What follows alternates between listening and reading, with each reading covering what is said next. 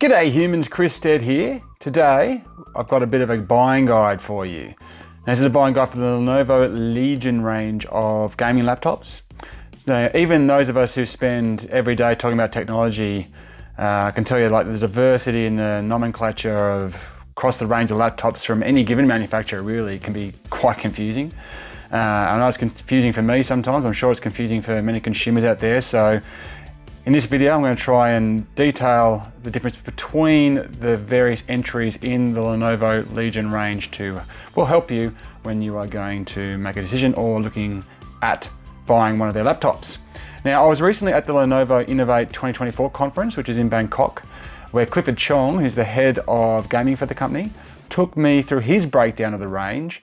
So I thought that was a good opportunity to kind of like jot all that down and pass it on to all Australians and anyone else who is a bit confused by the way it all works as well. So let's just do the basics first. So in 2024, Lenovo's laptops across their range are up to Gen 9. So if you see Gen 9 in the listing, then you're looking at the latest model. I can only assume that next year to be Gen 10 and so forth. So that kind of gives you an idea of where they are. If you see Gen 8, you're buying a 2023 model or earlier. Now, there are two main branches of the Lenovo laptops. There are two main ones. So there's the Legion brand that represents gaming.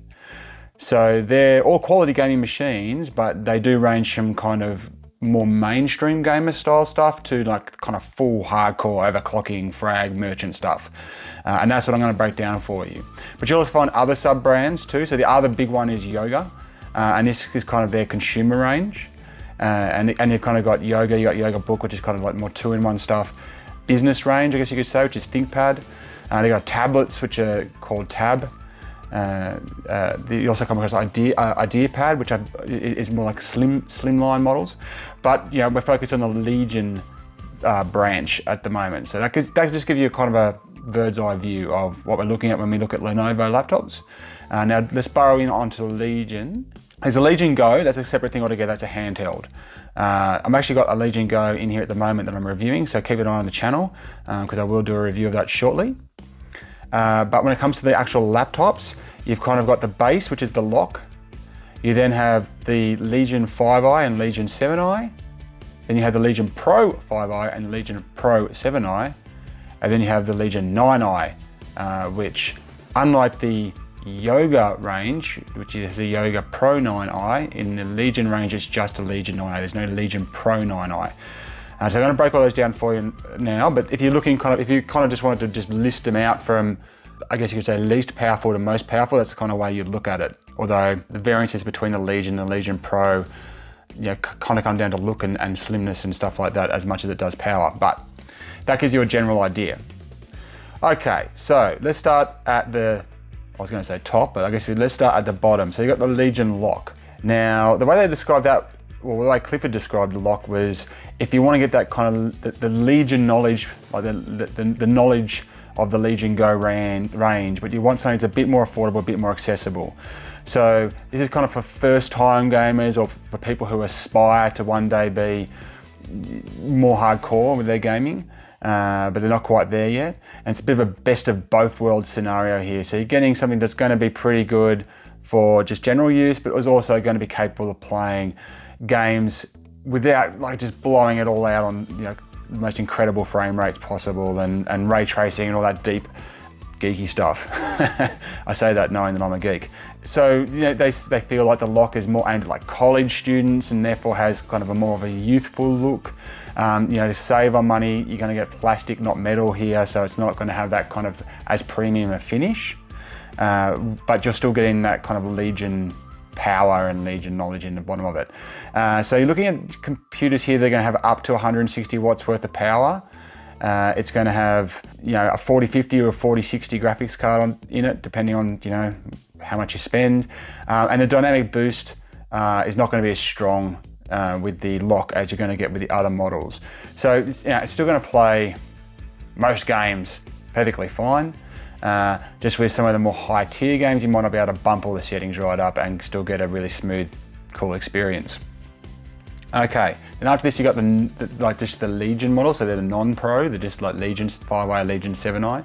Now these are designed to be capable of playing games, but not look specifically like a gaming machine. They've got to have more of a lifestyle feel to it. It's got power, but that's kind of hidden. They describe it as stealth power. It looks like a laptop that's all purpose. It's the type of thing you would turn up to work with and then go home and game later on with. You know, it's for people that still want some quality, but you know, they're not after the best of the best. They're happy with like 100 frames, for example. You're still getting up to 190 watts worth of power in these machines, and it'll do the 450 and the 460 graphics cards just like the LOQ, but it'll also do a 4070 if you want to push up a bit more. So that's kind of that next stepping stone for people. Then you've got the Legion Pro series. Now with the Pro series, so you've got the Pro 5i and the Pro 7i. These laptops are designed to proudly look like gaming machines. You know, it's not understated with the fact that it's got performance. These machines are going to be above 200 watts of power, so you're looking at another step above. In fact, up to 250 watts worth of power at the top of the range. You know, so you're going to get that better frame rate, you're going to get that better responsiveness. You're going to be finding these with 4080 and 4090 graphics cards in it. So again, you're stepping it up to, really starting to be able to push pretty much any modern game to its max without too many hassles, and you're also carrying around something that's going to look and feel like a gaming machine. All right, and then after all of that, we've got the 9i, the Lenovo Legion 9i, which is kind of just on its own. And it was interesting the way that Clifford described this. He said this is just for the people that cannot stand the possibility that there is a better laptop out there. So this is for the best of the best. It's got everything in it. All the high specs. It's made out of, I think the case is carbon fiber. I think they said it's got recycled plain aluminium in it somewhere. It's got, it's actually interesting because it's so powerful that it can't use the new Coldfront Hyperchamber cooling system. So it's got the liquid cooling system in it still, and that because of the power in this thing, it requires such intake that it actually has to have intake coming through the top of the keyboard. So you'll notice with this one that the keyboard itself is not compromised, but the touchpad is smaller, and that's because it's got intake at the top, which you won't find on the Pro series or the other series below that. So that's one of the things you can visually identify the 9i in that capacity. So that's the best of the best. So that's if you don't care about money at all, you just want to hand over your credit card and get the best of the best, that's where you go, the Lenovo Legion 9i. Now I did mention the Hyperchamber there, the Coldfront Hyperchamber. Now this is really, really interesting technology. I have got another video up that goes right into that, like super deep dive on everything that's doing for the Lenovo laptop range. Now that caps out at 200 watts worth of power. So you're not going to find that in the Pro series, and you're not going to find it in the 9i. That's going to stick with the liquid cooling of the previous generation.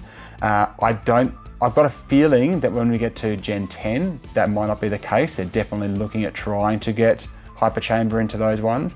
But in the Legion 5i, the Legion 7i, so the non-Pro and the LOQ, that's kind of under 200 watts worth of power. That's where you get the Hyperchamber's its sweet spot right now.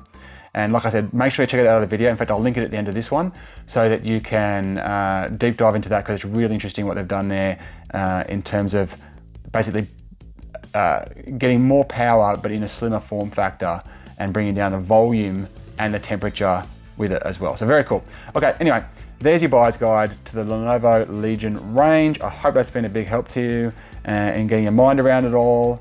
And yeah, thank you very much for watching. Make sure you check out my other videos, and until next time, check you later. You!